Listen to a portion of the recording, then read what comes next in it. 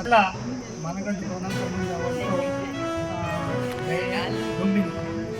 ಲುಂಬಿನಿ ಒಂದರಲ್ಲಿ ಇರ್ತಕ್ಕಂಥ ಅಲ್ಲಿ ಅಶ್ವತ್ಥ ಮರದ ಅಡಿಯಲ್ಲಿ ಧ್ಯಾನವನ್ನು ಮಾಡ್ತಾನೆ ಎಲ್ಲವನ್ನ ಬೋಧನೆ ಮಾಡ್ತಾರೆ. ಅವ್ರು ಒಂದೇ ಹೇಳಿದಾಗೆ ಆಸೆಯ ದುಃಖಕ್ಕೆ ಕಾರಣ ಆಸೆಯನ್ನು ಮುಗಿಬೇಕು. ಎಲ್ಲ ಧರ್ಮಗಳು ಸಾರ ಅನ್ನೋ ರೀತಿ ಫಲಬೇಡ ಇದನ್ನೇ ಅವರು ಹೇಳೋದು. ಎಲ್ಲ ಧರ್ಮಗಳು ಅದನ್ನೇ ಹೇಳೋದು. ಆದರೆ ಬುದ್ಧ ಮಾತ್ರ ಯಾವುದೇ ಒಂದು ಜಾತಿಗೆ ಸೀಮಿತವಾಗಿ ಬೋಧನೆ ಮಾಡಲಿಲ್ಲ. ಮಾನವ ಕುಲಕ್ಕೆ ಉದ್ಧಾರಕ್ಕಾಗಿ ತನ್ನ ಬೋಧನೆಯನ್ನು ಧಾರೆ ಎಳೆದಂಥ ಒಬ್ಬ ದಾರ್ಶನಿಕ ಬುದ್ಧದೇವ. ಹಾಗಾಗಿ ಇವತ್ತು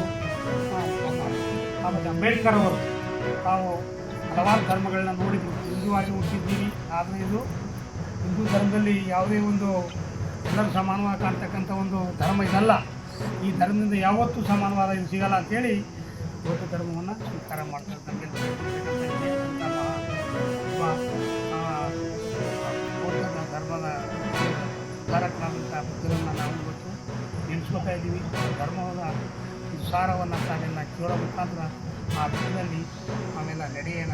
ಅವರು ಒಂದೇ ನಾನು ಒಂದೇ ಹೇಳ್ತೀನಿ, ಆಸೆಯನ್ನು ಬಿಡಬೇಕು, ನಾವು ಸಮಾನ ಕಾಳಬೇಕು. ನೀವು ಹಲವಾರು